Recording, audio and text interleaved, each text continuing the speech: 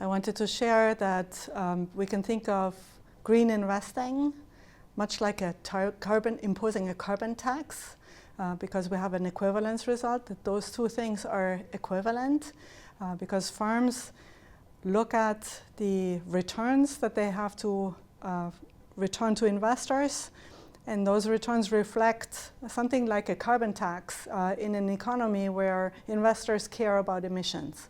And so as long as investors care, then those preferences will show up in a return schedule. In fact, many firms will face different returns just because they have different emission intensities. And that result makes them behave as if they were paying a carbon tax directly. And so therefore they have strong incentives to clean up their production, and you can have strong emission reductions in principle. However, if investors disagree, and that's the other important result, is if you have a few investors who don't care about emissions, those investors will hold the dirtiest firms in the economy, and thereby the incentives that you get from a carbon tax for very high emission intensity firms are somewhat destroyed when you have a few investors who don't care.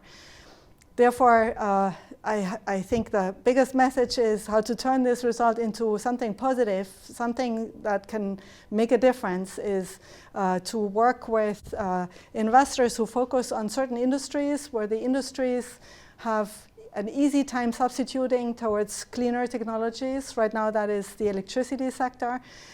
And what we show is quantitatively you can clean up the electricity sector very easily with very little amount of wealth by giving them strong incentives to substitute.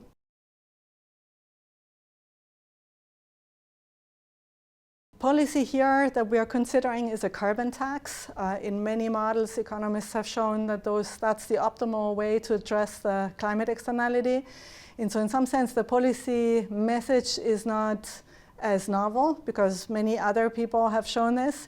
What is novel is to show that if you can't do it through taxation, how could asset markets replicate such a tax policy? And there we show that a return replicating schedule that reflects investor preferences can act as if there was a carbon tax.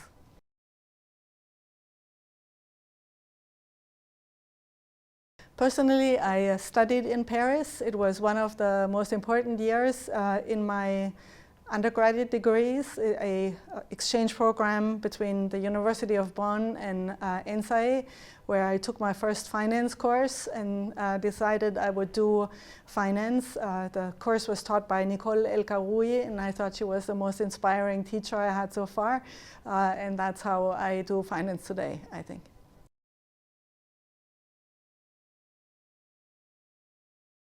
Business school students, a lot of them will go into positions where they have to design financial products for households to save in, and I have the impression this research points them towards a way to have an impact on cleaning up the economy. We need help we need all kinds of help from all different parts of the economy, but finance can help, and business school students can think about how to design products that households can save in that help in this greening of the economy. And this research points towards ways to do this effectively. It also points to ways to do this that would be very ineffective.